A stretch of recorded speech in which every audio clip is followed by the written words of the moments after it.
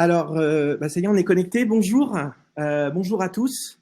Bienvenue à ce webinaire Construire son écosystème data avec des solutions françaises.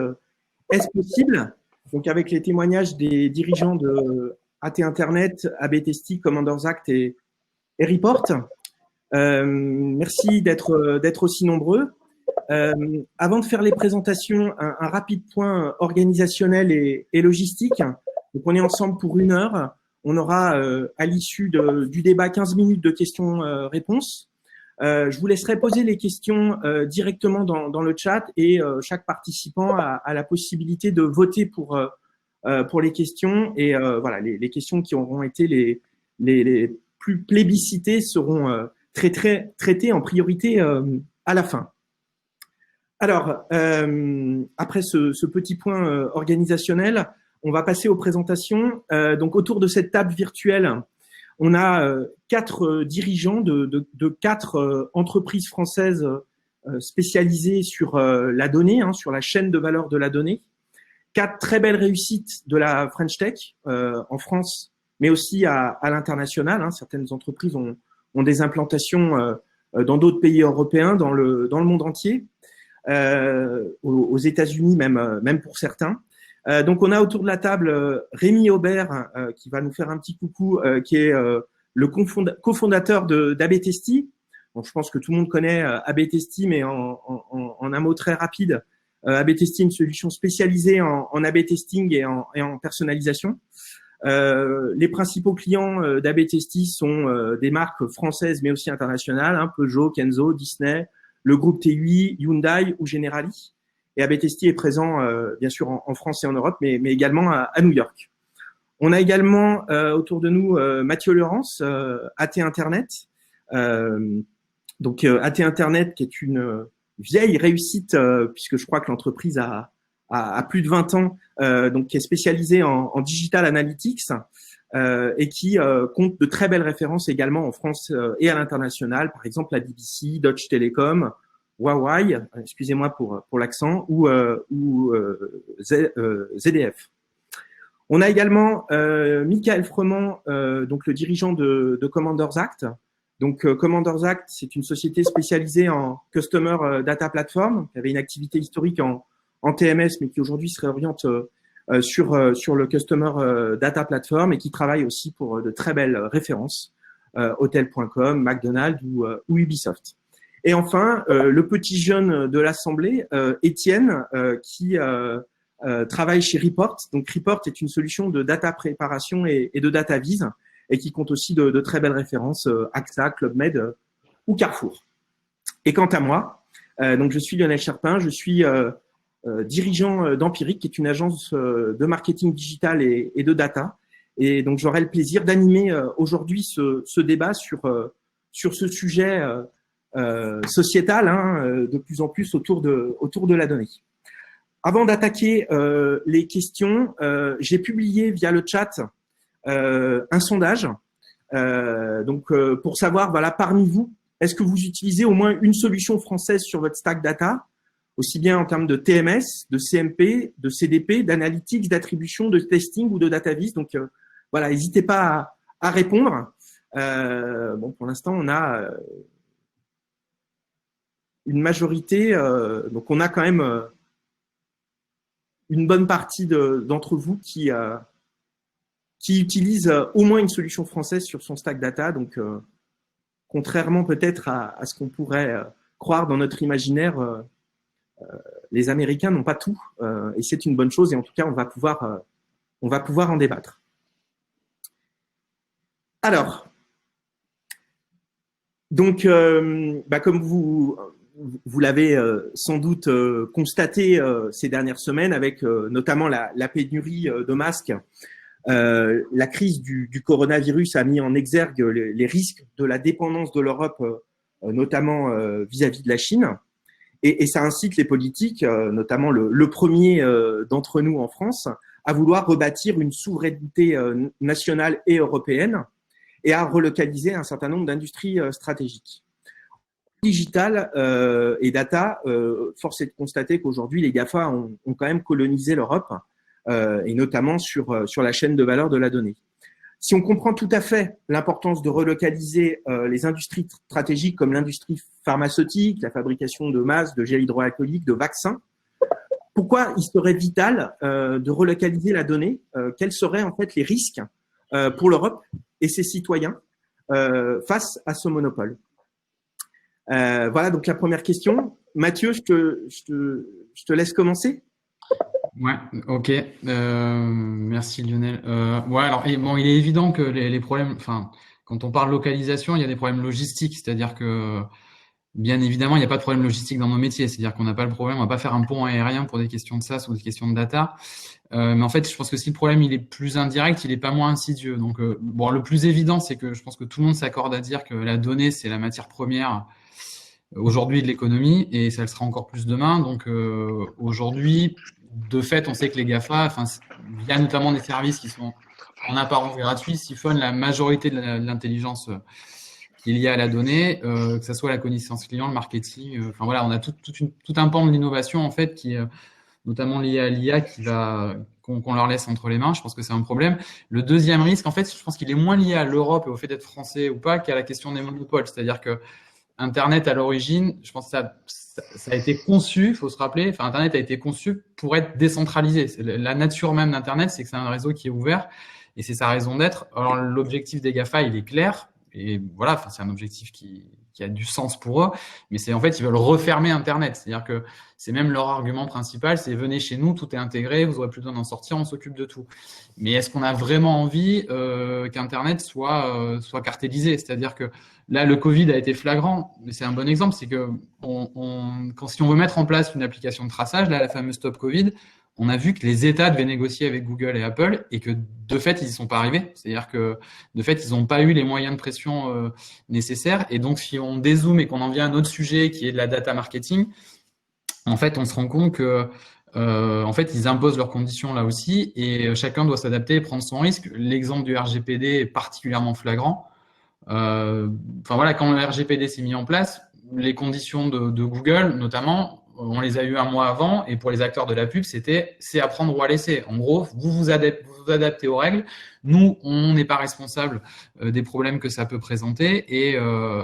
Et pour l'analytique, ça a été la même chose. La CNIL a été très conciliante parce que de fait, c'était impossible de s'adapter pour la plupart des entreprises. Donc, elle a laissé 1 an, 2 ans. Bon, là, ça va être mis en place en septembre. Mais ce dont il faut avoir conscience, c'est que c'est écrit noir sur blanc. La position, c'est de dire, nous, on décline toute responsabilité. C'est-à-dire que vous prenez nos conditions générales, vous adaptez, et ce qui est assez fréquent, c'est écrit d'ailleurs, c'est que vous payez votre amende et vous payerez même notre amende.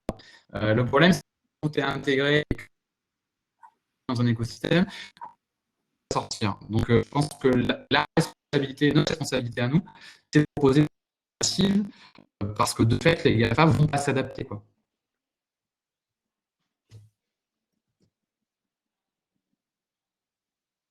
Je crois que tu es en mute, Lionel.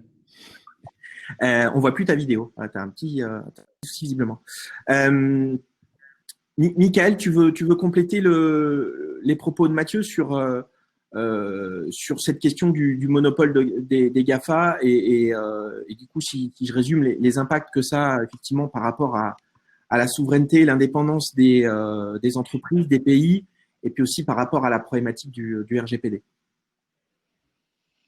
Oui, tout à fait. Ben, on a vu les 20 dernières années le digital accroître sa maturité, se répandre. On parie tous sur des économies qui seront numériques dans le futur. Beaucoup d'enjeux autour de l'économie de la data. Tous ces points-là ont été identifiés. Finalement, si on refait le parallèle avec ce qu'on a vécu lors de la phase de confinement, on a tous réalisé que même si on avait été élevé dans un contexte de mondialisation, il pouvait arriver des moments où on ne pouvait plus voyager. On ne pouvait plus se déplacer physiquement et continuer à passer d'un pays à l'autre comme on avait presque pris l'habitude de le faire. Et ça m'amène, moi, à au même raisonnement qu'avec la donnée. Et si un jour, dans le contexte géopolitique qui s'installe, la donnée ne circulait plus, si la donnée qu'on stockait dans le cloud, dans un univers étranger, entre guillemets, venait à devenir un enjeu, qu'est-ce qui se passe et comment est-ce qu'on récupère un petit peu d'autonomie et de souveraineté. Donc je pense que c'est un sujet qui est important. Le digital, c'est pas un sujet neutre. On le voit, l'Europe a très très mal réagi à la croissance des GAFA. Il y a eu des questions sur l'emploi, il y a eu des questions sur la filière économique, sur les impôts, sur les données personnelles avec le GDPR. Donc c'est un sujet pour l'Europe, et puis c'est un sujet pour les États-Unis aussi, quand ils souhaitent interdire à la Chine, par exemple, de travailler avec des solutions logicielles américaines. Et ça devient un problème pour la Chine également à ce moment-là. Donc le digital n'est pas un univers, comment dire, et pas un monde parfait, neutre, dénué de toute force politique, manœuvre, enjeu politique. Je pense il faut en avoir conscience. C'est une dimension importante. Aucune organisation ne sait travailler sans la donnée aujourd'hui. L'ensemble de nos métiers, je pense que je ne fais pas d'erreur, repose sur l'aide à la décision. C'est finalement ça qu'on apporte à la plupart de nos clients. Et cette aide à la décision, elle s'appuie sur des données. Donc quand les données, on ne les contrôle plus, quand on n'y a plus accès, ou quand elles sont organisées, structurées, captées par quelques acteurs, on passe un stade qui est peut-être plus compliqué pour l'avenir de nos économies. Donc c'est un sujet qui, pour moi, et Mathieu a donné un exemple qui était dès maintenant valable, mais je pense qu'en plus on aura des sujets de souveraineté qui vont s'imposer de plus en plus. Et c'est pas juste un enjeu de communication, c'est un réel enjeu de filière industrielle. L'économie de demain sera techno, elle sera numérique. Et effectivement, ceux qui maîtrisent des savoir-faire, des expertises technologiques, qui ont des produits, qui ont des champions qui arrivent à être transnationaux, aura évidemment des avantages. L'Europe, la France a fait énormément d'efforts, on en reparlera tout à l'heure. L'Europe est un peu en retard sur cette dimension-là. Cette dépendance, aux GAFA qui en plus peuvent occuper une position de juge et partie, par exemple Google qui dans le même temps va commercialiser des espaces publicitaires sur son réseau et fournir le résultat de cet investissement via Analytics.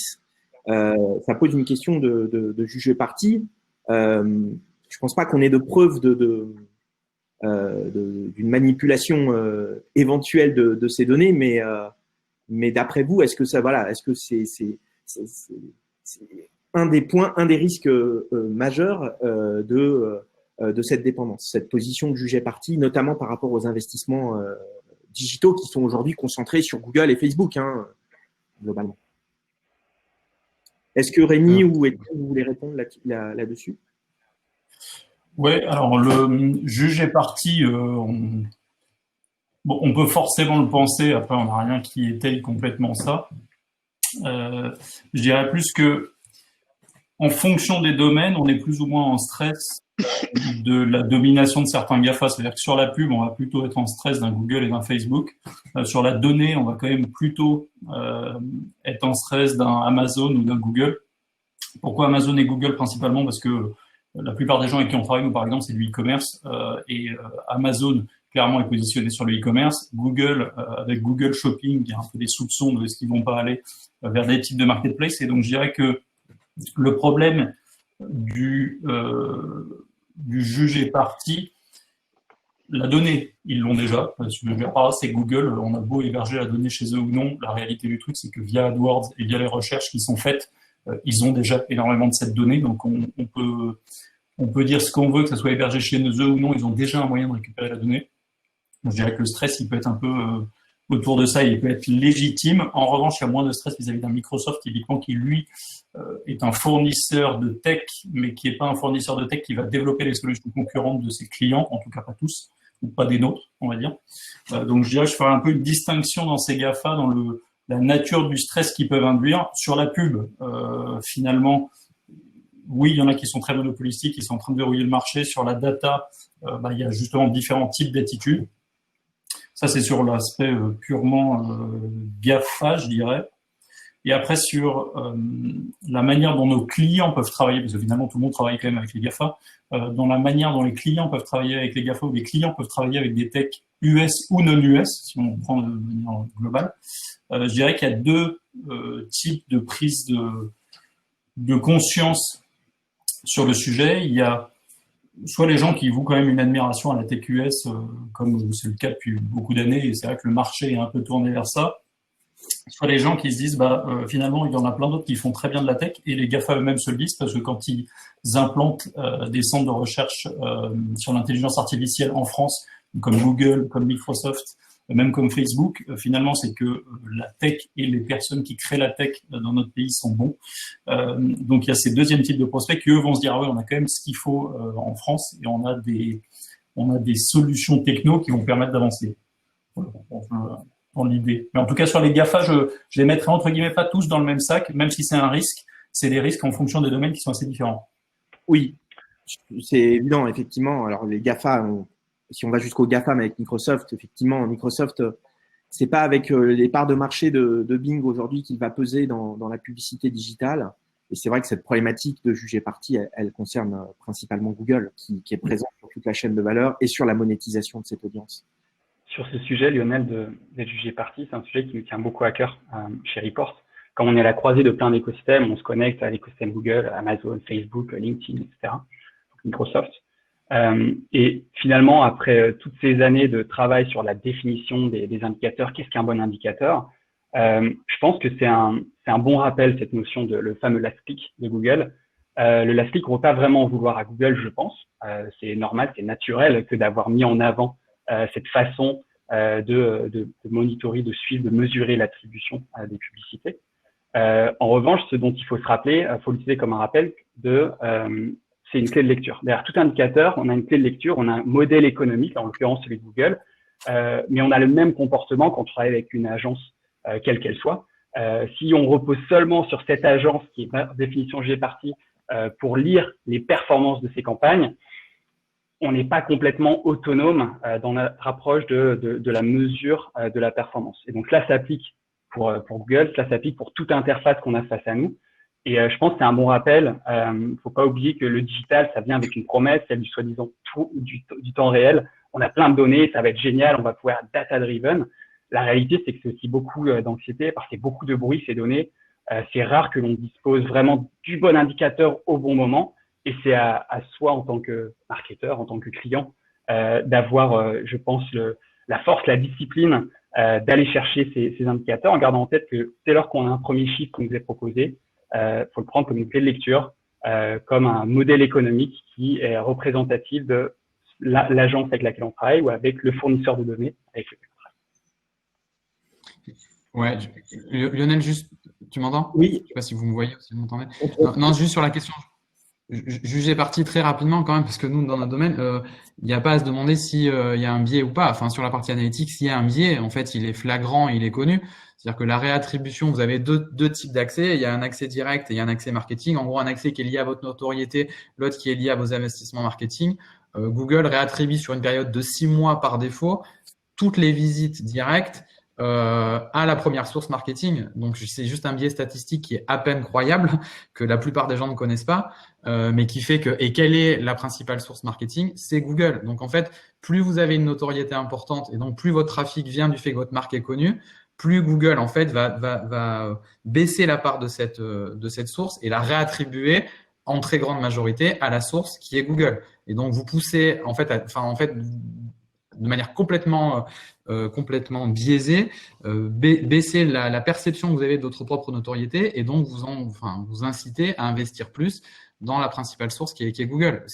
Quand vous voyez les enjeux liés à AdWords et les milliards que ça représente, c'est une très bonne raison de proposer un Google Analytics gratuit. Et ce biais-là, il est juste incroyable. On parle de 6 mois quand même, hein. C'est 6 mois de réattribution.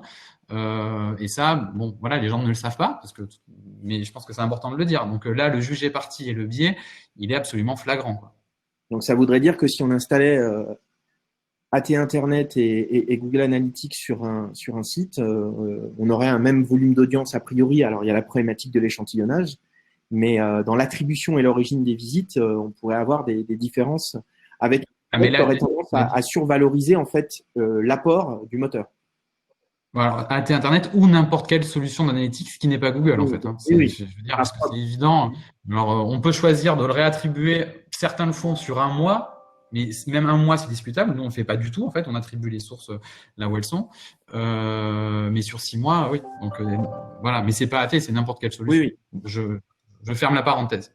Oui, et c'est vrai qu'après, sur ce point, juste je me permets un complément, mais avec le Not Provided et le fait que les mots-clés ne remontent plus aussi dans les outils analytics pour, à la base, a priori, des questions techniques ou des questions de respect de la privacy, ça accentue effectivement potentiellement ce côté boîte noire. Oui, en sachant que la privacy est importante quand c'est du référencement qui est gratuit. Comme par hasard, elle est plus importante quand c'est du référencement payant, puisque vous avez les données quand évidemment. Certaines voix, on sent voilà, que certaines voix s'élèvent contre le monopole des GAFA.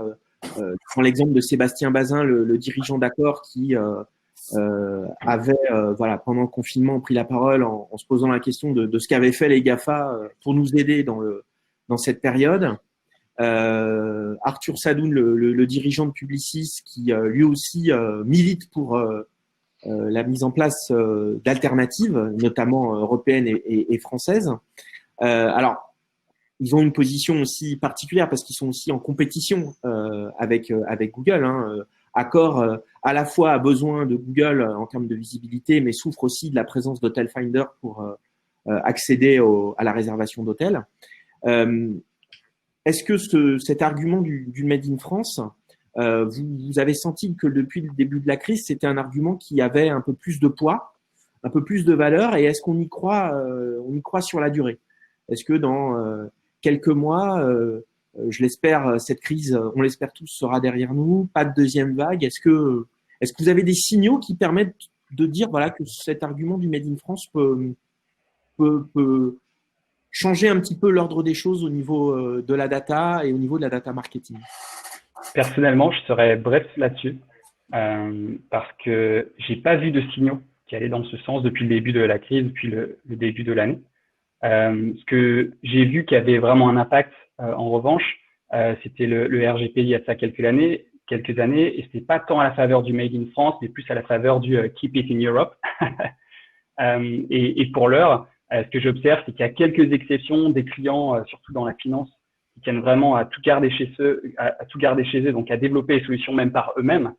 Mais du reste, les clients, surtout les équipes marketing, travaillent encore beaucoup avec une diversité de technologies, dont des technologies françaises, mais aussi enrichies de technologies européennes ou américaines. Ouais. Rapidement là-dessus aussi, mais sur les sujets, le Made in France, sur les sujets stratégiques, santé, défense, etc., sans doute. Sur le reste, honnêtement, j'y crois pas trop. Hein. Enfin, en tout cas, sur notre domaine, si le Made in France ne fait pas le client, entre guillemets, c'est-à-dire qu'il faut rivaliser sur le plan techno, sur le plan de ce qu'on offre.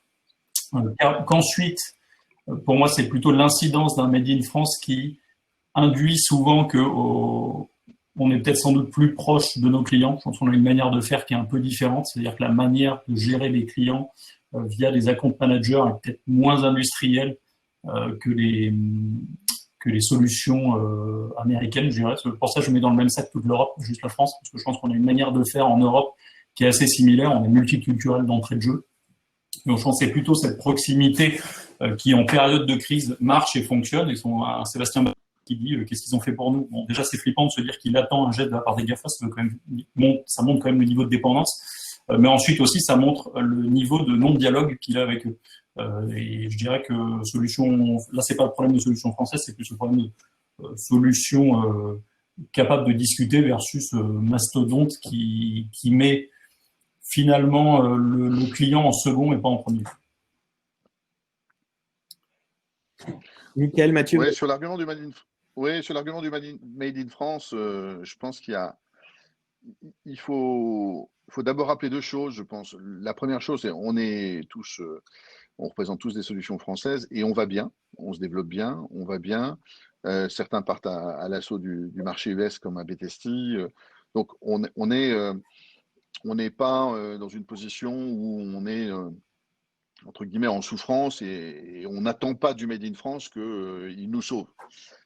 Mais en revanche, il faudrait aussi accepter l'idée que le Made in USA soit pas forcément le signe d'un gage de qualité supérieure, J'ai encore eu des échanges en début d'année avec un patron qui se posait la question de savoir qu'est-ce qu'ils utilisent à San Francisco.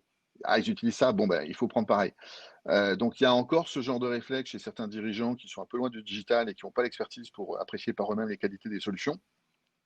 Ça, je trouve ça un petit peu regrettable qu'il n'y ait pas en tout cas cette possibilité de mettre tout le monde à niveau et d'éviter les effets moutonniers qui sont quand même courants dans le monde du digital. Si on est là, qu'on a des clients, qu'on se développe, c'est que certains nous ont crédité de la valeur. Alors, je suis d'accord avec Rémi, c'est essentiellement d'abord la proposition de valeur. Est-ce que tu résous mes problèmes, oui ou non, et comment tu envisages de les résoudre. Si là, on a quelque chose qui est en tout cas ISO par rapport à une solution US, alors le Made in France, le sens du service client à l'européenne, qu'il faudrait définir, mais enfin qui je pense existe quand même et quelque chose de réel, peut avoir beaucoup de valeur et peut créer une différence. Mais ça viendra, je dirais, en deuxième niveau. Je pense que tous autant qu'on l'est, on n'attend pas que ce soit le premier élément. Et de la même façon, il faut reconnaître aussi que les décideurs étrangers, ceux qui ne sont pas français, donc en Europe ou en dehors de l'Europe, aux États-Unis, ont l'intelligence parfois de nous créditer, de nous choisir et donc de s'affranchir totalement d'éventuels rapports privilégiés à leur industrie ou à leur drapeau. Donc ça va dans les deux sens et c'est bien que ça circule dans les deux sens. Je pense qu'il faut juste travailler un petit peu sur l'éducation des décideurs. C'est peut-être un peu lourd comme expression, mais en tout cas rappeler aux décideurs que c'est pas parce que la solution est française qu'elle est moins bien, que la tech française a une excellente réputation partout dans le monde, qu'elle en a aussi une très bonne qu'elle est en train de conquérir sur la partie digitale, que si un Criteo, qui était un des exemples de ces champions digitaux, souffre, c'est aussi parce que l'écosystème se lock énormément et que par conséquent, certains sont capables de tirer les ficelles dans ce jeu-là et peuvent influencer le destin d'une société ou d'une autre. Mais je pense que on est d'abord sur un set de features, on est d'abord sur une proposition de valeur, on est d'abord sur la résolution de pain points. C'est d'abord là qu'un décideur rationnel va construire son analyse. Donc, si je résume vos propos, le Made in France, c'est la cerise sur le gâteau, mais le gâteau reste quand même d'avoir un outil performant qui apporte de la valeur ajoutée par ses fonctionnalités. Comme tu l'as dit, Mickaël, vous avez la plupart d'entre vous se sont développés à l'international, ont conquis de belles références. Là, face à des marques allemandes, anglaises, chinoises, le Made in France a forcément moins de valeur. Il en a peut-être plus dans la gastronomie ou dans le luxe, mais du coup, qu'est-ce qu'ils sont venus chercher chez vous qu'ils n'ont pas trouvé ailleurs? Quels sont vos atouts pour conquérir ce type de clients? Tu as parlé de service client à l'européenne. Effectivement, la French Tech a bonne réputation avec des écoles d'ingénieurs qui forment de très bons spécialistes. Voilà. Quels sont nos atouts français pour se développer à l'international? Tu veux que je redémarre? Ou Mathieu, Rémi, tu veux démarrer? Allez, ça marche, je démarre. Nos atouts, ils sont c'est ce que je disais tout à l'heure, ils sont forcément tech en fait. Ce que je veux dire par là, c'est que la seule proposition de dire on est plus sympa, on est français, on a la même culture que vous, ça suffit pas.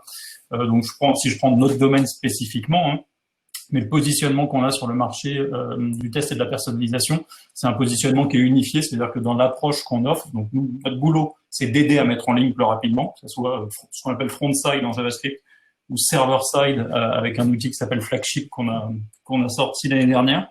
Nous, notre boulot, c'est de mettre en ligne plus rapidement et d'offrir ensuite des éléments d'analyse qui soient quantitatifs et qualitatifs. Donc le fait d'offrir du front-side, server-side avec des analyses qualitatives et quantitatives, on est le seul outil à faire ça. Prenez un Optimizely, qui est un de nos concurrents. Eux, ils vont faire de la mise en ligne qui est uniquement sur de la donnée quantitative. Ils vont pas rajouter du qualitatif par-dessus. Après, vous prenez d'autres concurrents à l'étranger, ils vont avoir un autre positionnement, etc. Donc, la proposition de valeur, ensuite, elle dépend vraiment de la cible qu'on se fixe. Hein. Donc, nous, on se fixe comme cible tout ce qui est mid-market et enterprise, donc tout ce qui est gros clients qui ont besoin d'une vision qui est qualitative et quantitative. Et donc, sur le plan tech, on se doit être aussi bon que n'importe quelle boîte là-dessus. Simplement, on répond à un besoin spécifique comme ça. Étienne, toi qui as eu l'opportunité de travailler dans une société américaine, citées par Rémi. Voilà, qu'est-ce que toi tu demandes des atouts des sociétés françaises? Effectivement, j'ai passé 3 ans à Amsterdam pour une entreprise américaine. Ça fait 4 ans maintenant que je suis en France. Et ces 4 dernières années sont un rapport d'étonnement continu, puisque j'ai pu vivre vraiment les deux côtés de l'histoire. Et je pense qu'il y a vraiment du bon des deux côtés. Et la question, c'est vraiment aux clients ou à nos auditeurs ici présents de se la poser. C'est de quoi est-ce qu'ils ont besoin. S'ils ont besoin de ce que moi j'appelle une commodité, c'est-à-dire un outil pour lequel on a les ressources internes pour l'utiliser en toute autonomie. Ça fait même partie du CV de la personne qu'on a recrutée, exemple Photoshop ou Sketch pour les designers. Ça, c'est une commodité. Les Américains sont très bons pour faire des outils puisqu'ils partent du principe que leur marché, c'est le monde. Et d'ailleurs, quand je travaillais à Amsterdam, je travaillais pour le marché qui s'appelle le reste du monde, donc tout ce qui n'est pas les États-Unis. Et ce que j'ai pu voir et observer en France, et vraiment en France plus que dans le reste du monde, c'est vraiment ce besoin d'écoute. Il y a un besoin chez les Français d'avoir des personnes en face d'eux qui sont vraiment à l'écoute, et pas juste dans les paroles. C'est pas juste dire serrer la main et faire un déjeuner ensemble. Ça veut dire j'ai une demande pour toi. Dans quelle mesure est-ce que tu es prêt à inclure ça dans ta façon de travailler ou dans ta roadmap? Et je pense que la force des personnes qui sont ici autour de cette table, c'est pas de toujours savoir dire oui, parce qu'une techno, par définition, c'est des gens qui savent dire non, parce qu'ils savent qu'ils ont une roadmap et qu'on peut pas dire oui à tous les clients. Mais c'est des gens qui savent dire oui à tous ces clients qui ont compris la trajectoire dans laquelle on souhaite les inscrire. Et en fait, on utilise ces clients comme des terreaux d'innovation et on les inclut en lien direct, en flux continu dans cette roadmap. Et c'est ça vraiment que j'ai vu où les Américains, pas trop généralisé, mais sur la base de mon expérience, sont très dans le quantitatif, l'analyse quantitative, là où les Français vont faire du quantitatif, mais vont vraiment ajouter beaucoup de qualitatif. Et c'est ça qui est payant aujourd'hui chez Report, 4 ans plus tard. Si on a des clients avec lesquels on travaille depuis 3 ans, qu'on a très peu de churn, c'est pour cette écoute finalement qui est vraiment, je pense, très très importante. Donc, la qualité du service client, la proximité, le service qu'on peut apporter. Exact. Et l'exécution. Et l'impact sur la... Comment? Et l'impact sur la roadmap aussi. L'impact sur la roadmap. Enfin, on a, je pense, tous rencontré des clients qui étaient assez frustrés finalement de voir des roadmaps qui étaient designés loin de chez eux et sur lesquels ils arrivaient peu à peser parce que vous vous rappelez que le marché américain est juste au moins 5 fois plus grand que le marché français en termes de nombre d'habitants. Donc forcément, quand on signe un client sur une zone française, même le plus gros des retailers français, et quand on compare les factures qui vont être associées, donc les capacités d'investissement qui vont en découler avec le plus gros des retailers US qu'on pourrait signer, on est sur des rapports qui n'ont rien à voir et donc des financements et des accélérations de croissance de sociétés qui sont évidemment plus importants. Et si on doit construire une roadmap, on la construira en fonction des clients les plus importants. Donc il y a souvent aussi beaucoup de difficultés des clients européens à peser sur les roadmaps de solutions étrangères. Ouais, en fait, je suis d'accord avec tout ce qui vient de se dire. Il y a effectivement des questions de service, de flexibilité, de proximité. Je pense que ce que disait Étienne aussi est très intéressant sur la question de la commodité. Nous, typiquement, si on arrive à faire la différence, c'est que, alors, bien souvent, c'est effectivement sur des clients qui ont atteint une certaine maturité. Si vous voulez, quand la donnée devient vraiment stratégique, quand vous devez prendre des décisions qui vont engager le futur de votre entreprise, et c'est le cas en ce moment parce que tout le monde cherche à se digitaliser à vitesse grand V, je pense que vous pouvez pas vous contenter d'une solution qui est partielle et qui est partielle. Donc c'est vrai que nous on s'est positionné, enfin il faut voir que nous on venait du gratuit aussi, hein, donc un peu forcé, hein, donc, mais on s'est positionné effectivement sur des choses plus haut de gamme. Et où on est capable de prendre des engagements en termes de SLA, en termes de qualité de la donnée, en termes de respect de la législation aussi, puisque en fait, quand vous respectez la législation, vous réduisez quand même énormément un risque qui est très important. Donc voilà, donc nous, c'est vrai qu'on s'adresse plus naturellement à des entreprises qui ont un certain degré de maturité, pas forcément qui sont très grosses, hein. C'est vrai que le niveau de maturité peut varier. Il y a des entreprises très grosses, pas matures, et il y en a des plus mais voilà, c'est comme ça qu'on va arriver à faire la différence. Et avec des arguments factuels, il y a une chose qui me paraît important de rappeler quand même, et je pense qu'on partage ça française, pas le millionième de la puissance de feu marketing et commercial de nos concurrents GAFA. Donc en fait, si on existe, si on se développe et qu'on va bien, comme disait Michael, et qu'on arrive à partir à l'international, c'est uniquement de par le stack fonctionnel en fait. Je veux dire, si on n'avait pas une capacité à faire la différence d'un point de vue fonctionnel, juste on n'existerait pas. On a évidemment des choses à proposer qui nous permettent de convaincre. Tu l'as dit. Enfin nous, la BBC, c'est un projet à plusieurs millions d'euros. Ils font pas le choix d'être Internet, ni parce que c'est français, ni parce qu'ils ont trouvé qu'on avait un commercial ou un marketing absolument stupéfiant. On l'a fait correctement, mais voilà, l'importance du fonctionnel est clé. Donc notre salut vient de là, et je pense que il faut être relativement fier quand même parce que je crois que Rémi l'a dit tout à l'heure, on a une expertise tech et on a des ingénieurs qui sont reconnus dans le monde entier, quoi. Et ça, je pense qu'on doit pas faire profil bas. Après, c'est vrai que j'ai pas répondu tout à l'heure sur le Made in France. Mais très sincèrement, nous, on voit pas d'impact. Enfin, je veux dire, autant les Allemands ont un peu un réflexe de préférence nationale. En France, il y a une posture, mais bon, de fait, c'est pas vrai. C'est pas vrai. C'est pas forcément grave, mais pour l'instant, c'est pas vrai, quoi. C'est pas un sujet différenciant majeur. Non, ça va rester le fonctionnel, hein, sans aucun doute. Alors, on parle beaucoup des GAFA, mais en fait, dans des GAFA, il y a quand même la première lettre, le G de Google, qui à tous vous impacte. Et Google, sur le stack data, alors il y a bien évidemment GA360 payant, mais c'est principalement aussi un outil gratuit et une solution qui est 100% intégrée. Ceux qui vous disent ça, je pense que c'est votre quotidien, vous leur répondez quoi? Comment on peut se positionner par rapport à ces arguments du prix et de la commodité d'avoir une solution complètement intégrée? Je suis forcé d'intervenir là-dessus. Désolé, je vous grille la politesse. Mais effectivement, nous, chez Report, comme on a deux produits, un produit dit DataVis et un produit dit DataPrep pour la préparation des données, à la base, c'était seulement de la visualisation de données. On se connectait aux API de Data Internet, de Google Analytics, entre autres.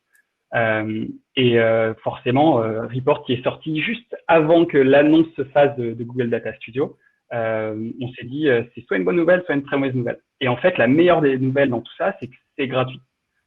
Pourquoi est-ce que c'est une très bonne nouvelle? Parce que nos clients cibles, ce sont des organisations complexes qui ont besoin de plus qu'une simple commodité, puisqu'un simple outil qui coche une case, mais vraiment d'une solution qui s'intègre dans une organisation complexe, parce que j'ai plein d'interlocuteurs qui doivent avoir des niveaux d'accès qui sont différents. En plus de ça, mon stack data à moi, oui, il y a des choses qui sont chez Google, mais je travaille aussi avec Data Internet, je travaille aussi avec ABTST, avec Commanders Act, avec AppsFlyer, qui est une boîte israélienne, bref, avec tout un tas d'outils. Et comme nous, on est cette solution agnostique, on peut se faire serrer la main d'une certaine manière Facebook et Google sur notre technologie. Et c'est ça qui fait vraiment la différence pour nous. Et pour la petite histoire, comme on parle de chiffres, 90% de nos clients sont des anciens utilisateurs de Data Studio. Et Data Studio, ce que ça représentait pour nous, c'est finalement une promesse qui a été faite aux marketeurs, une promesse selon laquelle il est possible de conduire des analyses assez sympas visuellement, sans reposer sur les licences tableaux qui sont entre les mains de la DSI. Et ça joue énormément en notre faveur.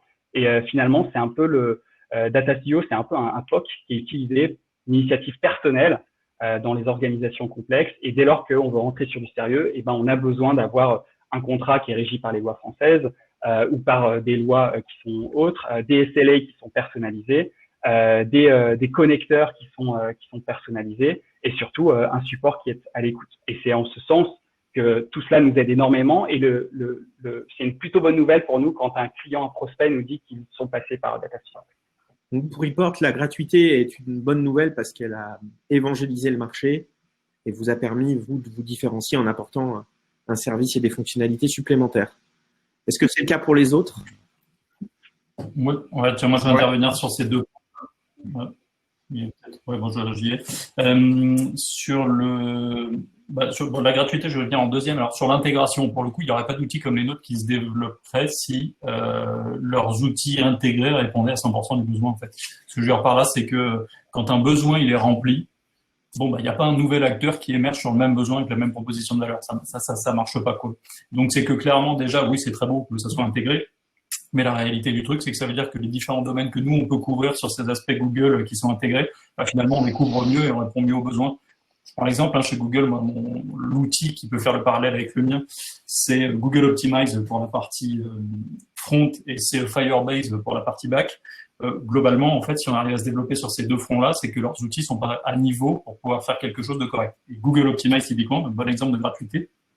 Bon, il est gratuit, why not? La réalité du truc, c'est qu'en fait, alors, nous, ça nous gêne. Pourquoi? Parce que ça ne fait que décaler du contrat. C'est-à-dire qu'un acteur qui est peu, ou un client, un prospect qui est peu mature, forcément, il va pas vouloir mettre de moyens au début. Et donc, il va vouloir aller sur une solution gratuite pour commencer à appréhender un peu le domaine, la discipline. Et la réalité du truc, c'est qu'il revient 6 mois plus tard en disant, j'ai rien réussi à faire avec leur outil. Qu'est-ce qu'on peut faire ensemble? Donc, je dirais que nous, ça décale un peu les contrats. Alors, je dirais pas youpi, c'est génial, mais en même temps, je dirais pas, c'est chiant. Je dirais juste, c'est bon, ça fait partie du marché, c'est comme ça. Le problème juste d'une gratuité, c'est que ça, soit le type a la maturité de se dire, il faut que je passe à autre chose et ça avance, soit il l'a pas et bon, il reste sur son truc et finalement tant mieux parce que nous, on a imposé un seuil minimum de contrat chez nous, chez ABTC, parce que si la personne ne met pas suffisamment de moyens dans l'outil, c'est-à-dire que derrière, elle ne va pas mettre suffisamment de moyens humains. Donc, grosso modo, elle va pas être successful. Si on prend une stat chez nos clients, les gens qui personnalisent plus de 70% de leur trafic, ils ont un taux de conversion 3 fois supérieur à ceux qui personnalisent à moins de 70% de leur trafic. Donc, ça veut dire qu'en fait, le moyen, faut quand même, pour personnaliser 70% du trafic, il faut quand même avoir 1 ou 2 personnes qui travaillent à plein temps sur cette discipline. Il faut y mettre les moyens. Si déjà on met pas les moyens dans l'outil, on mettra pas les moyens dans l'humain. Donc, la gratuité, c'est un peu l'arbre qui cache la forêt, de se dire, ouais, c'est gratuit, du coup, je vais pouvoir mettre plus dans l'humain. La réalité du truc, c'est que les gens mettent pas plus dans l'humain quand l'outil est gratos. Ouais, si je peux. Bon, alors forcément, moi, le sujet me tient particulièrement à cœur parce que nous, la gratuité, elle est. Il n'y a pas qu'un service gratuit chez Google, il y a aussi un service payant. Alors, je vais essayer d'être rapide, mais bon, premièrement, la gratuité, c'est quand même une forme de naïveté. Enfin, évidemment, rien n'est gratuit. Je pense que sur la partie analytics, en fait. Si vous voulez avoir un service qui est comparable au service qu'on propose, en fait, il y a une solution payante, il faut quand même le rappeler. Donc, pour un service non dégradé, non samplé, avec des SLA, etc., le prix d'entrée de Google, il est environ 10 fois supérieur au prix d'entrée chez nous. Donc, voilà, il faut déjà comparer ce qui est comparable. On a des fois du mal à s'entendre dire que on est payant là où Google est gratuit. C'est juste pas du tout le même service. Et ils le reconnaissent, puisque quand tu veux proposer un service comparable, ils sont 10 fois plus chers en entrée. Ensuite, la gratuité, elle pose problème dans le sens où, alors vous connaissez tous l'adage, si c'est gratuit, c'est que c'est vous le produit. Dans la question d'analytics, c'est flagrant. J'ai parlé de la question du biais tout à l'heure. Il y a aussi la question très problématique, en particulier dans le cadre du RGPD, qui est de à qui appartient la donnée. Je veux dire, et dans les terms and conditions de Google, voilà, il y a un problème d'ownership de la donnée, c'est-à-dire que Google peut réutiliser la donnée à son profit.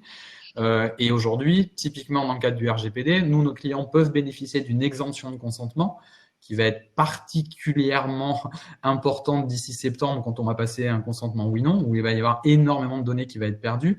Google ne peut pas bénéficier de l'exemption de consentement parce qu'il y a un problème d'ownership, parce que justement, dans ces conditions générales, ils peuvent réutiliser la donnée, ce qui n'est absolument pas aligné avec l'esprit du RGPD. C'est un deuxième point. Le dernier point, c'est que la gratuité, il faut quand même se méfier. Google l'a montré à bien des égards. Ça a été le cas avec Search, ça a été le cas avec YouTube, etc. C'est gratuit, mais pendant combien de temps? L'exemple le plus flagrant, ça a été Google Maps. Google Maps, c'est gratuit ou très, très, très, très peu cher. Et Google Maps, en 1 mois, ils ont dit on va augmenter nos prix. Donc, pour certains clients, ça a été augmenté par 10, 20, jusqu'à 50 fois plus cher en l'espace d'1 mois. Il y a un nombre d'entreprises, il y a de très nombreuses entreprises qui ont mis la clé sous la porte, simplement parce qu'on était passé d'un système gratuit à un système payant. La technique est classique. Je propose du gratuit, je détruis la concurrence, et une fois que j'ai plus de concurrents, je peux augmenter mes prix de manière massive. Donc, gratuit, jusqu'à quand? Et une fois qu'on est loqué dans l'écosystème et qu'on n'a pas le choix, qu'on n'a pas le temps ou qu'on n'a pas les moyens, il faut aussi un petit peu se méfier. Donc, c'est pour ça que l'argument de la gratuité, je pense que il est problématique. La gratuité de Google, elle peut finir par coûter très cher. Alors, je pense que sur cette question de la gratuité, tout le monde comprends les arguments. Il y a quand même, par contre, le deuxième point de l'intégration. Alors, ouais, sur l'intégration, tout à fait, Lionel. Alors, je voulais pas prendre trop de temps, mais quand même, deux choses sur l'intégration aussi. L'intégration, c'est effectivement une question cruciale. Là-dessus, deux choses. Bon, déjà, on l'a vu, si vous êtes dans un système qui est complètement fermé, vous êtes aussi dans un système qui est loqué. Enfin, Étienne l'a dit aussi et Michael, vous êtes enfermé dans un écosystème où vous n'avez pas forcément envie d'être enfermé dans un écosystème. Nous, nos solutions, par définition, on est ce qu'on appelle best of breed, c'est-à-dire qu'on doit être interconnecté. Donc, je dis pas qu'on est interconnecté parfaitement avec tout le monde, ça serait mentir, mais on a la nécessité d'être interconnecté avec les solutions majeures. Typiquement, tous les quatre, autour de la table, on est parfaitement interconnectés les uns avec les autres parce que c'est ce qu'attendent nos clients. Mais voilà, nous, les autres vont avoir tendance à fermer, nous, on va avoir tendance à ouvrir. Donc, oui, ils sont interconnectés, mais dans un seul écosystème, ce qui peut être un problème. Et après, le deuxième point, qui est un point plus juridique et politique, c'est que s'ils font des écosystèmes fermés où ils n'ouvrent pas au reste de l'écosystème, ben, ça a un nom, en fait, et ça s'appelle un abus de position dominante. Et aujourd'hui, c'est en train d'être adressé, pas uniquement en Europe, aussi aux États-Unis, parce qu'aujourd'hui, s'ils vous disent « Ok, tout est intégré et on n'est pas intégré avec le reste de l'écosystème », je dis non seulement c'est risqué, mais en plus, c'est pas légal. Et s'ils continuent à faire ça et s'ils continuent à verrouiller leur écosystème, ils vont avoir un problème et on sait bien qu'il y a des actions qui sont en cours aussi bien aux US. En fait, c'est ça qu'il faut voir. C'est pas qu'un problème européen, c'est même un problème pour l'écosystème américain. S'ils cherchent à loquer l'écosystème et dire voilà, nous on est intégrés mais les autres ne le sont pas, c'est juste pas légal en fait.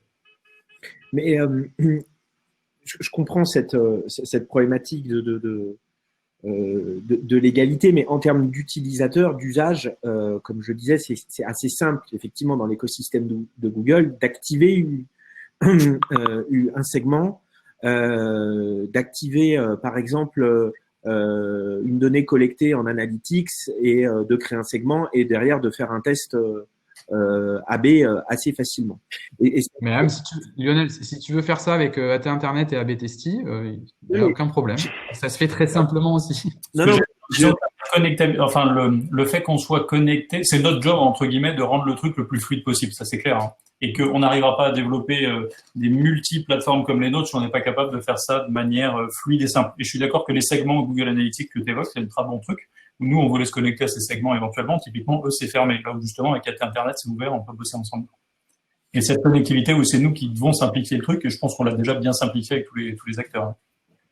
Du coup, donc, vous proposez tous des API, vos systèmes communiquent entre eux. C'est un point important parce que c'est aussi une des questions qui revient dans le chat. Cette interconnexion, elle nécessite forcément un peu plus d'huile de coude que quand on est dans une intégration native. Est-ce que c'est compliqué? Est-ce que c'est plutôt simple et rapide?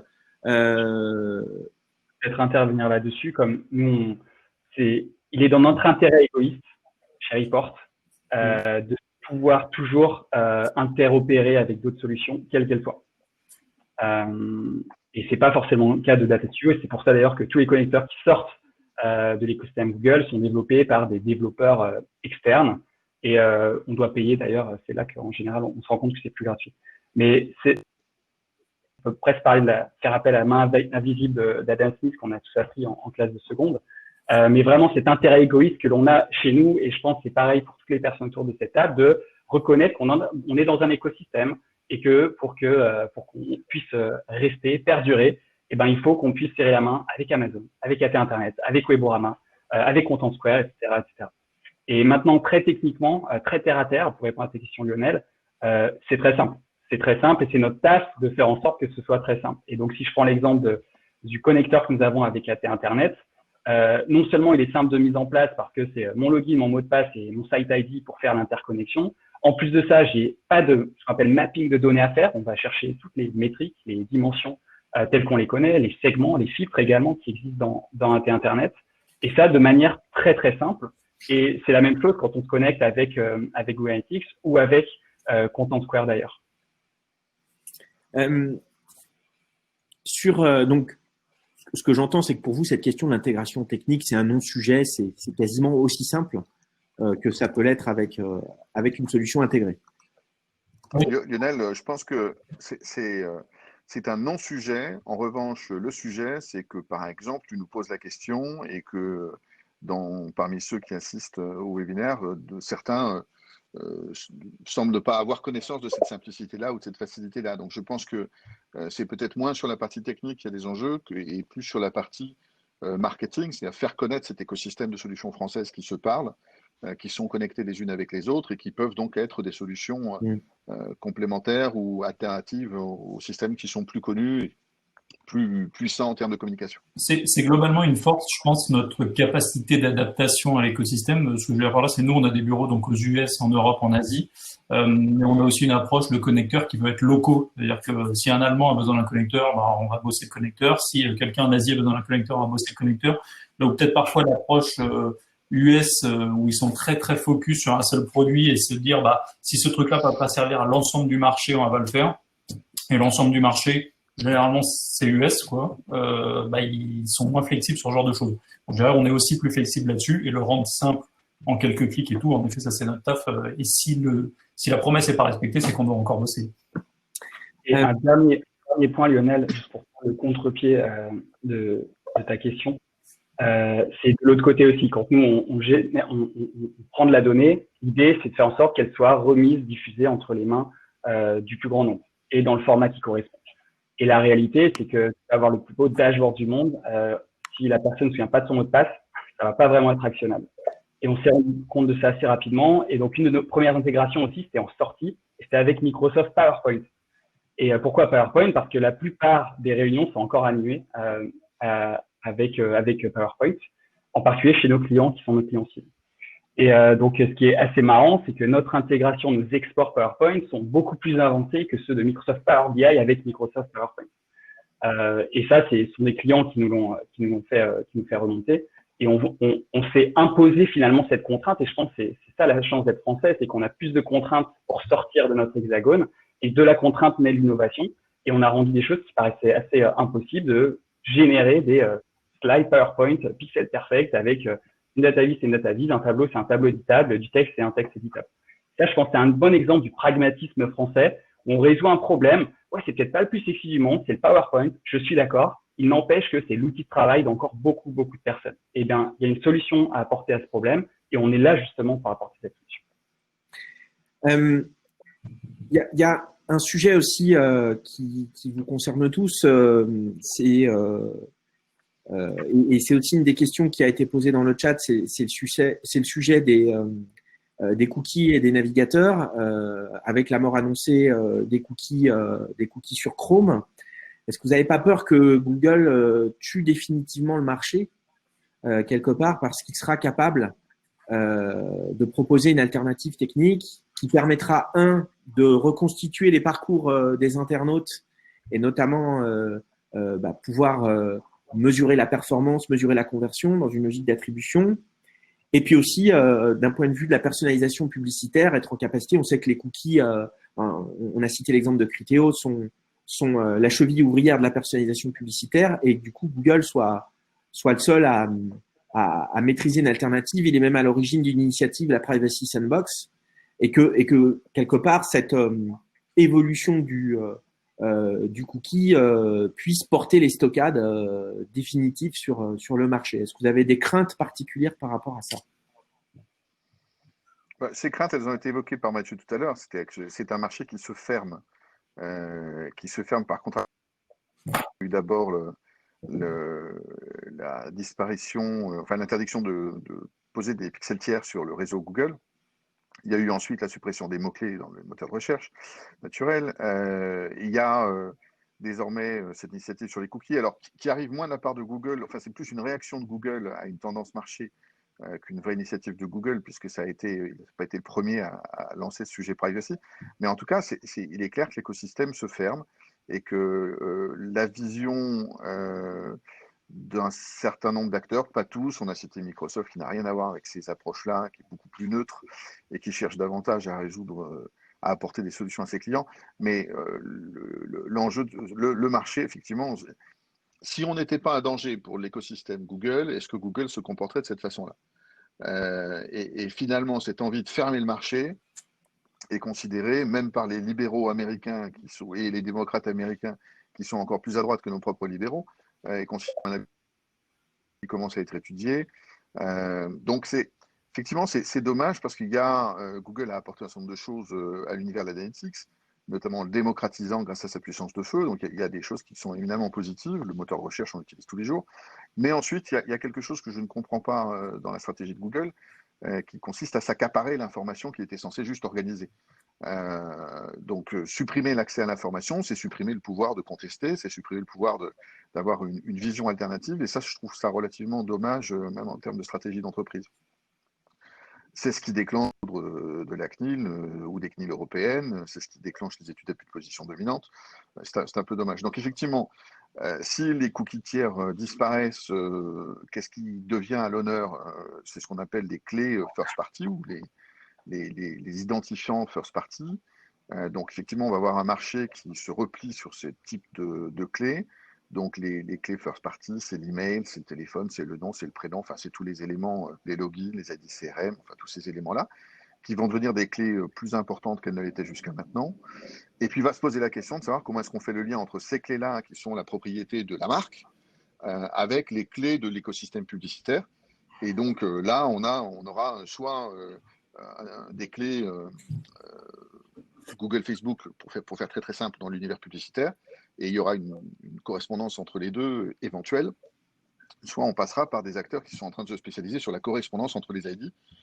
Donc en France, par exemple, l'initiative de Mathieu Roche chez ID5, il y en a beaucoup d'autres, LiveRamp aussi se positionne sur ce sujet-là, enfin, il y a toute une série d'acteurs qui sont positionnés, au moins une dizaine. Donc c'est les deux grandes approches possibles. Mais ce qui reste dommage, je trouve, c'est que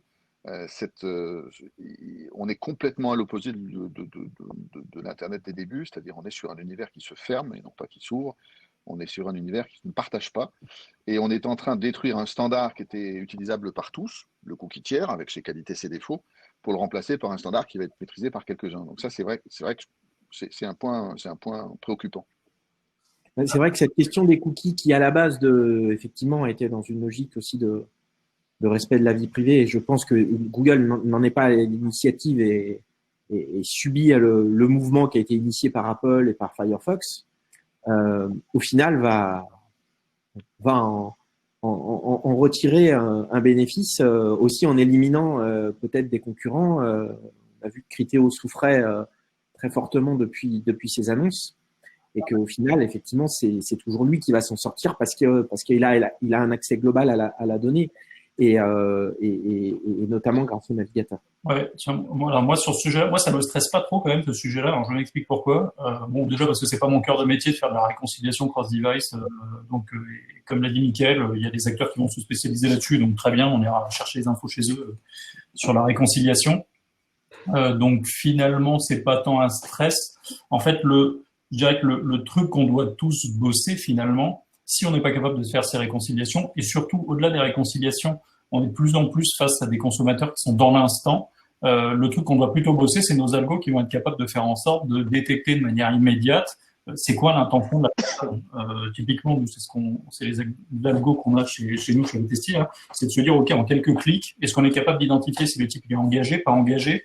Est-ce qu'on est capable de sortir une thématique d'intérêt pour lui, parce qu'en fait, si moi je vais sur Cdiscount d'aujourd'hui, mais que j'y retourne dans 2 jours, ou que j'y vais sur mon mobile et que 2 jours plus tard j'y vais sur mon ordi, ça se trouve je vais pas chercher le même produit. En fait, la réalité du truc, c'est que oui, j'ai checké sur mon mobile un truc dont on m'a parlé, j'arrive sur mon ordi, je vais en fait acheter autre chose. Donc, on peut réconcilier, mais est-ce que la réconciliation va nous permettre l'état d'esprit de la personne à un instant T? Pas forcément. Donc après, que ça lock la data ou que ça cloisonne la data ou que ça... Why not? Mais la réalité du truc, c'est qu'en fait, le consommateur il est tellement plus dans l'instant maintenant que je dirais, ces manques d'infos, pas sûr qu'à l'avenir, ça soit un vrai problème. Alors, c'est pas directement dit à Google, hein, GAFA &Co, mais non, mais tu as tout à fait raison. Tu as tout à fait raison, mais c'est vrai qu'on le voit, l'univers publicitaire, typiquement, est déjà impacté énormément par la croissance des offres Google, Facebook de façon générale. Et si on rajoute en plus la question d'identifiant, alors là, c'est le coup de grâce, entre guillemets. Donc, le système est suffisamment intelligent pour essayer de trouver des solutions, et je crois en la capacité des uns et des autres à se régénérer et à inventer de nouveaux systèmes. Mais voilà, c'est un moment de fragilité du système. Mhm. Il y a un enjeu auprès des médias et dans la monétisation de leur audience, parce qu'effectivement, des publicités, si on se retrouve à refaire de la pub comme il y a 15 ans, en gros sur des critères simplement d'audience affinitaire et non plus sur la personnalisation, il peut y avoir un impact sur le modèle économique des médias qui est pas négligeable. Des médias qui souffrent déjà par ailleurs de difficultés à être rentables, qui souffrent des fake news. Et effectivement, la mort des cookies, eux, peut les impacter. Ouais, mais les acteurs type Google & Co, ils ont quand même conscience qu'à un moment, il faut faire une réconciliation, qu'elle soit anonyme ou personnelle. Alors après, c'est comment eux sont là pour canaliser l'argent, entre guillemets. L'initiative de la Privacy Sandbox, ils veulent le partager, cette initiative. Mais le problème. Ouais, mais comment on sait bien le degré d'opacité qu'il y a dans ce genre de choses. Enfin, là, on est clair. Enfin, je pense, je rejoins ce que dit Mickaël. On est à un point de bascule en fait. C'est-à-dire que là, on a un point de bascule. On arrive au point final, j'allais dire, où le contrôle va être vraiment complètement entre leurs mains. Et ce qui est assez ironique, c'est qu'en fait, ils ont retourné le RGPD qui les visait quand même beaucoup à l'origine au profit des univers logués et du navigateur. Il y a un vrai souci avec ePrivacy d'ailleurs. Il y a quand même le risque que ePrivacy mette dans la main des navigateurs voilà, cette question-là de l'identification et du consentement. Le problème, c'est que le navigateur, c'est Chrome, en fait. Donc, c'est Chrome. Ouais, alors, il y a Firefox, certes, mais Firefox, c'est pas suffisamment important pour peser, malheureusement. Donc, non, et je pense qu'il faut être vigilant. Après, les mois qui vont venir vont être intéressants, vont être très intéressants, mais je pense qu'il va être important de se mobiliser parce que, voilà, on parlait de Criteo, qui était un des acteurs, voilà, qui probablement avait ouais, il y a des avantages et des inconvénients, mais a été une cible. Et je pense pas que Criteo soit plus dangereux pour la vie privée des gens que Google, Facebook ou les autres. Donc voilà, on arrive à un tournant. Je pense que la Privacy Sandbox, attention quoi, il y a marqué Privacy, c'est bien gentil, mais qui la contrôle? La boîte qui est probablement qui aspire le plus de données personnelles. Donc ouais, il va falloir faire preuve de vigilance quand même. Mais là-dessus, enfin, si on regarde le sens de l'histoire, je pense qu'il y a quand même des raisons d'être optimiste. Et si on est très très factuel, aujourd'hui, il y a la quasi-totalité des États américains qui ont déposé une plainte pour ces problèmes-là, enfin, d'abus de position dominante. La France est en pointe, l'Europe aussi. De toutes les manières, tout le monde y a intérêt. Et je pense que d'ailleurs, il faut pas opposer la France au reste du monde en fait. Je pense que l'écosystème, même aux États-Unis, a intérêt à ce qu'on ait quelque chose d'ouvert, à ce qu'on revienne à quelque chose d'ouvert et qui soit pas cartélisé en fait. C'est du basique, j'allais dire de la bonne concurrence. Même aux États-Unis, il y a beaucoup de gens qui, au nom du capitalisme, disent qu'il faut casser la big tech en fait, parce qu'elle pose problème au développement sain des entreprises. Donc, je pense que vraiment, c'est pas un problème français en fait. Hein. C'est un problème mondial. Ouais, il faut juste faire appliquer la loi et faire en sorte qu'il y ait une concurrence qui soit libre et qui soit équitable et qu'on ait un Internet ouvert, effectivement, pas fermé, ouvert et dont on garde tous les bénéfices originels. Quoi.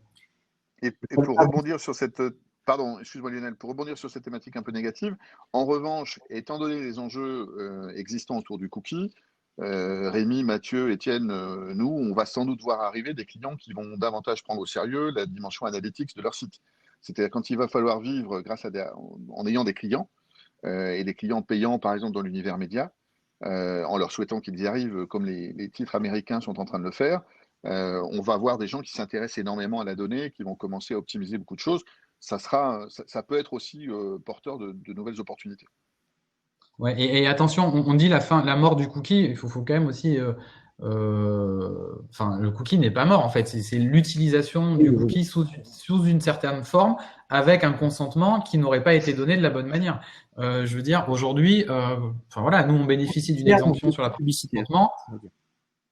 Ouais, bien sûr, mais quelque part, même pour les médias, effectivement, il y a un vrai souci sur le cookie tiers, mais si on valorise, l'affinitaire, si on revalorise des médias qui quelque part sont des médias, j'allais dire sérieux, avec un contenu de qualité qui bénéficient peut-être, qui ont quelque part souffert aussi du programmatique, qui balançait la pub un petit peu de la même manière partout.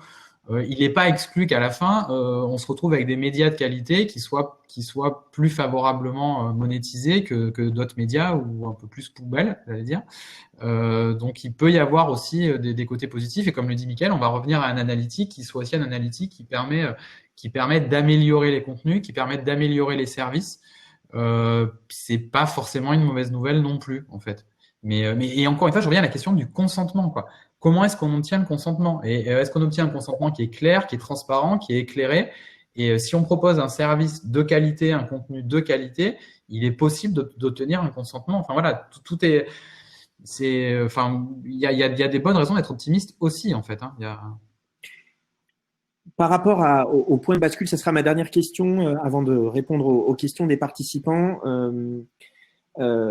Pour inverser la tendance qui se présage d'un univers et d'un Internet qui va de plus en plus se loquer, qu'est-ce qu'il faut en fait pour inverser cette tendance? Qu'est-ce qu'il faut aussi pour que vous puissiez conquérir des parts de marché supplémentaires, avoir des licornes plus de licornes dans la data française? Est-ce qu'on attend des choses particulières des politiques publiques, des gouvernements, de l'État français, de l'Europe? Vous en avez beaucoup parlé sur la nécessité aussi du législateur de taper le poing sur la table, y compris aux États-Unis, pour cet abus de position dominante. Est-ce qu'il y a aussi un enjeu avec les prescripteurs, les agences, les consultants qui sont souvent naturellement très liés à Google, parce que l'avantage aussi, c'est que Google étant gratuit, du coup, pécuniairement, le client pourra mettre plus aussi de budget sur le service. Voilà. Qu'est-ce que vous avez parlé du marketing? Est-ce qu'il faut que vous fassiez des levées de fonds colossales et investir 15 millions d'euros par an sur du marketing? Je ne pense pas que ça soit la solution ultime. Voilà. Mais qu'est-ce qui peut influencer cette tendance qui se dessine? Ouais.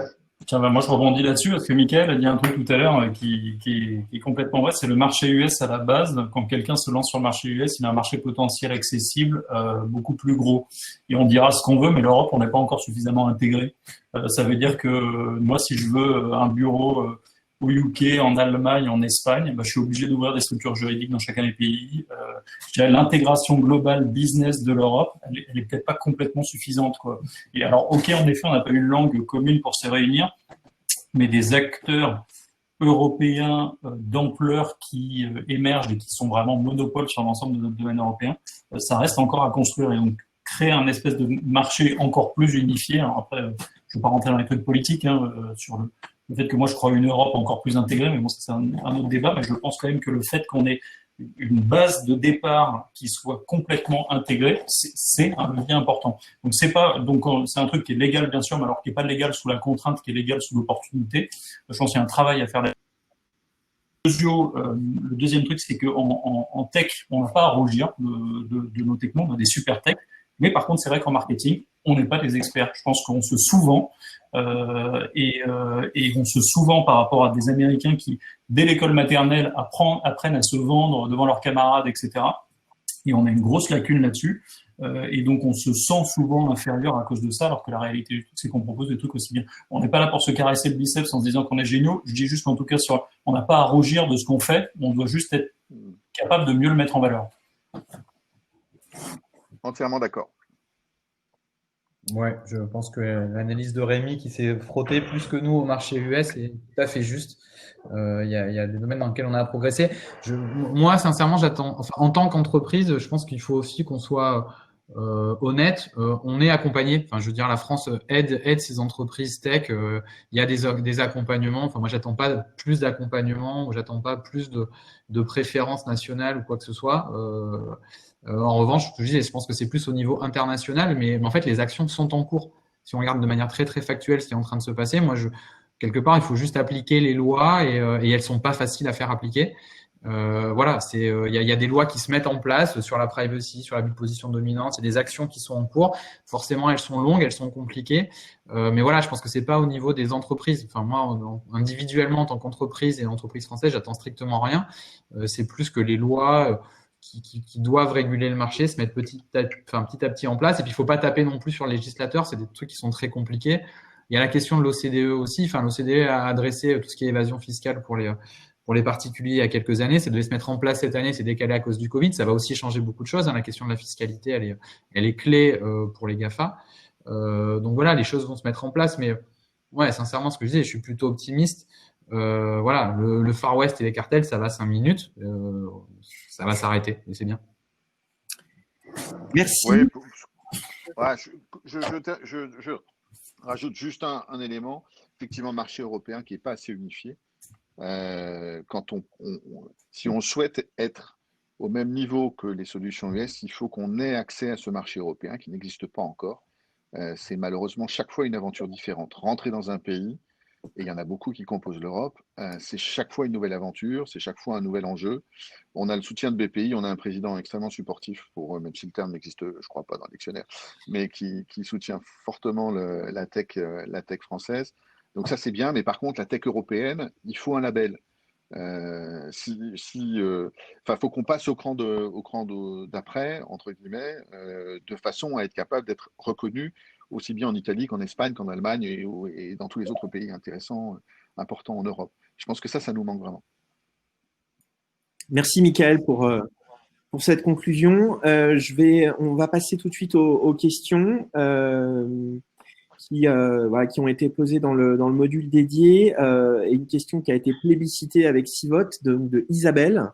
Que penser du projet franco-allemand de cloud européen Gaia X pour la relocalisation et protection des données? Est-ce une option qui peut contrer les monopoles GAFA d'accès aux données? Ouais, alors moi je dis juste un truc là-dessus rapide, alors on peut se dire qu'on va faire un cloud européen, par contre il faut le penser mondial direct. Ce que je veux dire par là, c'est que nous, toutes nos boîtes, on propose des produits qui sont mondiaux, donc se dire qu'on a un cloud européen, ça marche, why not, on peut être client, mais par contre il faut qu'il soit déployé en Asie, il faut qu'il soit déployé en Amérique, parce que ce qui fait la force quand même des GAFA souvent, c'est l'aspect direct mondial de leur infrastructure, et c'est vrai que nous qui devons déployer des serveurs, que ce soit aux US, en Asie, en Europe ou en Amérique du Sud, c'est plus facile de passer par un GAFA que de passer par les solutions locales, d'autant que ce type de solutions locales sont pas intégrées entre elles à l'heure actuelle. C'est-à-dire que je pourrais setup sur OVH, par exemple, mes serveurs, mais il faudrait qu'ils aient une interconnexion avec Rackspace qui me setup la même chose aux US. Donc un cloud européen, oui, mais par contre, ça veut dire un cloud européen mondial, quoi. C'est un peu contradictoire dans l'approche, mais il faut qu'il soit capable d'opérer partout, quoi. Complètement. Et je reviens sur, tout à l'heure, Étienne citait Adam Smith, donc je reviens à mes études d'économie aussi. La notion de politique industrielle, de planification, même si c'est un gros mot dans certains cas, c'est un truc important. Finalement, durant la période de confinement, quelle est la solution dont on a le plus parlé? On a parlé de Zoom. C'est-à-dire que l'ensemble des Français se sont mis à communiquer avec Zoom et on a observé qu'on n'avait aucune solution française, européenne. Moi, j'étais très content avec Zoom, donc j'ai aucune critique à faire sur Zoom. Les problèmes de sécurité ont été identifiés et ils travaillent dessus. Mais c'est vrai qu'il y a quelques sujets, je voyais tout à l'heure une remarque sur les navigateurs, il y a quelques sujets sur lesquels l'Europe, de façon générale, est absente. Étant absente, il n'y a pas d'alternative. N'ayant pas d'alternative, on sera mangé à une sauce qu'on n'aura pas préparée. Donc effectivement, de temps en temps, malgré le magnifique soutien de BPI et de l'ensemble du gouvernement et la politique économique qui est mise en place, je pense que de temps en temps, ça vaudrait le coup, même si on ne décide pas qu'un projet va être un succès, ça c'est encore compliqué aussi, mais ça vaudrait le coup de flécher, entre guillemets, un certain nombre d'opportunités d'investissement sur des composants qui nous manquent aujourd'hui. Alors, il y a le moteur de recherche, par exemple, etc. Mais effectivement, avec une vision mondiale, financée par l'Europe, mais avec une vision mondiale, il ne s'agit pas de s'arrêter. On ne peut pas décréter non plus, en investissant juste avec un peu d'argent, qu'on va avoir un bon produit à la fin. Donc, c'est effectivement éminemment compliqué à traiter. C'est justement une des questions dans le chat d'Émilie. Si vous avez connaissance de réflexions, de projets au niveau européen pour développer des solutions Made in France, Made in Europe, pardon, tel qu'un navigateur, un moteur de recherche, on a eu compte. Voilà. Est-ce que vous avez connaissance de projets de ce type? Moi, je n'en vois pas. Non, pour l'instant, nous, il y a des velléités. On a pu être, on a passé un peu de temps à Bruxelles parce que voilà, on est sur des sujets qui sont assez stratégiques et qui peuvent être assez clés, mais ça reste compliqué. Je pense que l'Europe, je suis comme Rémi, je suis pour une Europe beaucoup plus intégrée et je pense que c'est une bonne échelle en fait. Je pense que la France, c'est pas la bonne échelle pour ces sujets-là. Je pense que l'Europe est l'échelle minimum, donc c'est une très bonne question. pour l'instant, il y a assez peu d'initiatives et je suis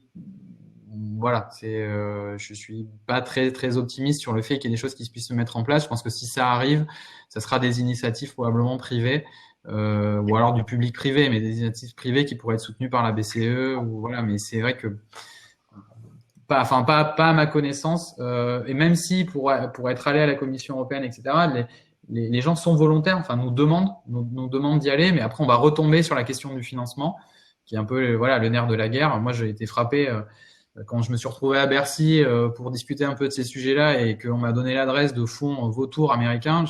Vraiment vautours, c'était vraiment pas les bons qu'ils m'avaient donné. On se dit qu'il y a un problème, quoi. Enfin, donc on n'y est pas trop, mais c'est une bonne question parce que je pense que c'est le bon niveau. Après, culturellement, on est peut-être coincé entre les Américains ont sorti beaucoup de choses sur très monopole et à l'inverse, en effet, il y a beaucoup d'open source sur Internet. Donc, on se dit que l'alternative peut émerger de l'open source, mais la réalité du truc, c'est que l'open source, il y a des très beaux succès, mais ne font pas des mastodontes mondiaux, quoi. Donc, peut-être on est coincé entre les deux. Enfin, c'est une réflexion, hein, ça n'est pas du tout abouti comme réflexion, mais Ouais, je suis d'accord. le grand projet, c'est assez intéressant. Moi, je n'avais jamais pensé à ce truc-là par rapport à ce qu'est évoqué Mickaël. Mais enfin, si on prend des trucs genre Airbus, enfin des grands projets ou tout ce qui est des centres de recherche comme le CERN, etc., c'est quand même des initiatives successful qui sont des initiatives de grands projets, quoi. Je vais vous poser une dernière question et je vous laisserai ensuite conclure. C'est une question de Mehdi. Est-ce qu'un éditeur est forcément conciliant avec le gouvernement du pays où il est basé? Est-ce que les éditeurs français attaquent le marché mondial, comme OVH, AT Internet, à leur échelle, se comportent avec le gouvernement français comme les GAFA se comportent avec le gouvernement US par rapport au cloud et au Patriot Act? C'est une question précise de Mehdi.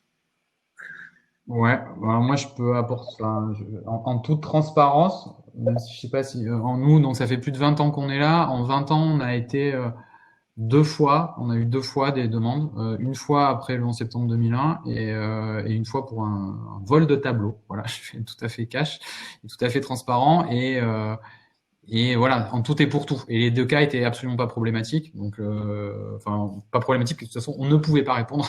On n'avait rien de pertinent à répondre. Voilà, mais non, donc concrètement, non. Enfin, on n'a pas ce type de, on n'a pas ce type d'accès, on n'a pas ce type de relation. Honnêtement, ça a été, voilà, je pense que la culture française est quand même pas tout à fait la même que la culture américaine. Alors peut-être qu'on n'a pas vécu les mêmes traumatismes, quoique. On n'a probablement pas la même culture, non. Enfin voilà. Mais moi je vous le dis franchement. Après vous me croyez pas, mais on a été quasiment jamais confronté à ces questions-là. Est-ce que d'autres veulent Moi, de mon côté, comme pareil, j'ai travaillé pour une boîte américaine sur les sujets de droit, sujets juridiques. J'ai dû énormément m'occuper des négociations juridiques sur les contrats. Et en fait, la compréhension que j'en ai, c'est que le droit français, avoir un contrat qui repose sur le droit français, c'est nivelé par le bas, dans l'intérêt du client. Et donc, ce serait dans l'intérêt sur le papier pour un client américain que d'avoir un client qui a été fait par des Français. La seule clause qu'ils aimeraient changer, c'est faire en sorte que si on doit aller au tribunal, c'est sur le sol américain plutôt que sur le sol français. Mais de manière générale, c'est plutôt nivelé par le bas, par le haut plutôt, pardon, excuse-moi, nivelé par le haut que de travailler avec des acteurs européens plutôt qu'avec des acteurs français. Et dernier commentaire là-dessus, c'est que il faut pas tirer des généralités non plus, mais à la base de mon expérience, il nous a été par exemple impossible de ne serait-ce qu'être évalué par un acteur français qui aurait été une boîte internationale parce qu'ils nous imposaient de signer leur NDA. Et comme c'était leur NDA, on avait pour obligation, on avait pour contrainte par nos avocats de ne rien signer qui n'était pas un document issu par notre entreprise. Donc ça montre le niveau de rigidité qu'il peut y avoir, qui est dans l'intérêt de la scalabilité, hein, bien entendu. Mais encore une fois, c'est une question de curseur et c'est au client de se poser la question quel genre de partenaire je souhaite avoir. Merci. Mickaël, tu voulais dire quelque chose? Je pourrais dire plein de choses, mais je pense que je t'ai vu. Un petit hochement de tête. On va maintenant conclure. Alors, je vais vous poser la question qui est le titre du webinaire construire un écosystème data avec des solutions françaises, est-ce possible? Je pense que vous allez me répondre oui. Mais voilà, mais qu'est-ce que chacun vous avez envie de faire passer comme message clé? Voilà, qu'est-ce qu'on pourrait tous se dire une fois qu'on ressort de ce webinaire? Voilà, quels sont les messages forts que vous avez envie de faire passer et sur lesquels vous souhaiteriez conclure le webinaire? Michael. Alors, c'est souhaitable, c'est nécessaire dans certains cas, c'est possible bien évidemment. Je retiens le fait peut-être qu'il faut qu'on améliore la manière dont on communique sur notre interconnectivité ou en tout cas notre capacité à faire partie d'un écosystème et à délivrer une chaîne de valeur regroupant les contributions des uns et des autres. Je pense que voilà, ça en tout cas dans les questions que j'ai vues passer, c'est peut-être un point qui n'est pas assez dit. C'est vrai que sur notre site, on ne mentionne pas forcément très bien et on ne traite pas forcément très bien les différents connecteurs que nous avons et les relations privilégiées qu'on a avec un certain nombre d'acteurs. Donc je pense que ça, c'est peut-être un point qui manque dans notre marketing. Donc c'est la première chose qui me vient en tête. Sur l'ensemble du sujet, oui, non, sinon je pense que c'est un sujet. Alors, c'est un écosystème qui existe déjà, c'est un écosystème qui marche bien. Pour passer à la vitesse supérieure, il faut effectivement qu'on puisse davantage travailler des projets ensemble. C'est vrai que quand on est une petite start-up, qu'on se lance, on est quand même souvent très très focus sur son silo de valeur et ça rend complexe le fait d'accorder du temps à des partenariats, donc finalement un regard un peu latéral plutôt qu'un regard frontal. Donc c'est vrai que en tout cas moi je reviens pour notre expérience dessus. On a perdu du temps et on a oublié parfois cette logique d'écosystème, même si via le TMS ou via la partie activation de données, on a besoin de connecteurs. Mais je pense que raconter l'histoire ensemble, c'est aussi une dimension qui est importante et qu'on pourrait peut-être refaire. Et puis, dernière chose, pour que cet écosystème français arrive, il faut aussi des acquéreurs français à la fin du parcours, puisque on le sait, un jour ou l'autre, nos sociétés seront acquises. Et effectivement, on l'a vu avec Cedexis, par exemple, qui était une belle réussite française. Il y a quand même assez peu d'acteurs européens ou français qui se positionnent pour construire cette filière industrielle numérique. Et c'est un petit peu dommage parce que finalement, l'ensemble des efforts qu'on fait aujourd'hui, on n'arrive pas à capitaliser sur une taille d'acteurs qui grossit, qui grossissant peut en absorber d'autres et devenir une référence. Voilà. Mathieu, merci. Michael. Ouais, oui, bon, je vais faire vite. Non, oui. Alors évidemment que c'est possible. Moi, je pense que c'est possible. Je pense que c'est aussi en fait plus sûr pour les raisons dont on a longuement parlé et qu'en fait, ça peut être beaucoup plus économique aussi à la fin, en dépit de la question de la gratuité. Je pense que la petite cerise sur le gâteau, et c'est n'est qu'une cerise, mais quand même, ça permet de renforcer notre écosystème commun. Et je pense qu'on en a besoin. On a tous parlé du niveau européen, etc. Il faut que si on se fait confiance les uns les autres, à la fin, on sera plus fort. Donc là, il y a un côté un peu. J'espère que c'est pas un vœu pieux et c'est évidemment pas l'argument principal, mais ne l'oublions pas complètement. Et je retiendrai des questions et de ce qu'a dit Michael. Je pense qu'on a une responsabilité à effectivement mieux communiquer sur nos interconnexions. Je pense qu'on a fait tous des efforts importants, qu'on continue à en faire pour avoir des écosystèmes qui sont bien intégrés. Alors certes, pas avec tout le monde, mais en tout cas avec, je pense, les acteurs principaux et notamment les acteurs principaux de nos marchés respectifs.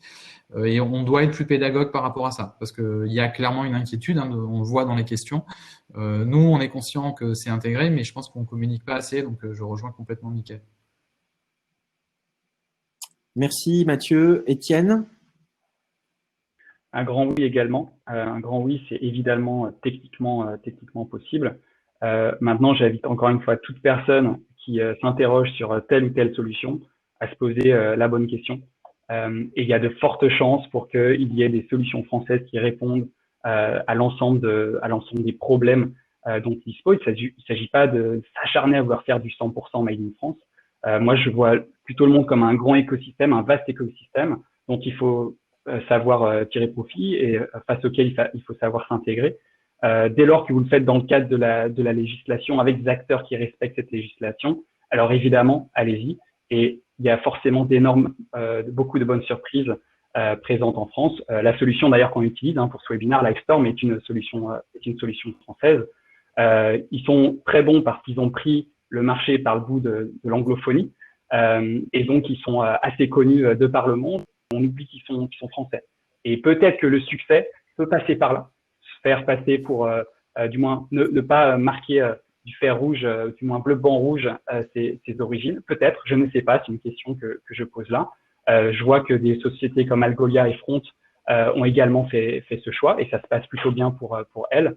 Au demeurant, je pense que cette culture humaine by design des acteurs présents ici est aussi très très vertueuse pour tout acteur qui a des projets ambitieux et organisationnels. Merci Étienne. Rémi? Et moi, pour terminer, c'est juste de dire que qui dit solution française dit solution qui a son siège en France, mais ça signifie pas qu'on n'est pas les acteurs mondiaux. Et donc, en fait, comme les succès que vient de citer Étienne, Algolia, Front, etc., on est capable de scaler à l'international. Simplement, on le fait dans le respect des règles data qui sont celles de l'Europe ou qui sont celles des différentes législations. Mais il faut pas que le nom solution française masque le fait qu'on est des acteurs mondiaux. Très bonne conclusion. Merci Rémi. Je vais aussi conclure de mon côté. Alors, je suis dans une position différente de l'autre. Je ne suis pas éditeur de solutions, a priori agnostique de solutions, utilisateur évidemment du stack Google, mais aussi de vos différentes solutions. Moi, je pense aussi que vos solutions techniquement peuvent vraiment rivaliser avec les meilleurs et présentent même des avantages pour moi fonctionnels, des avantages techniques.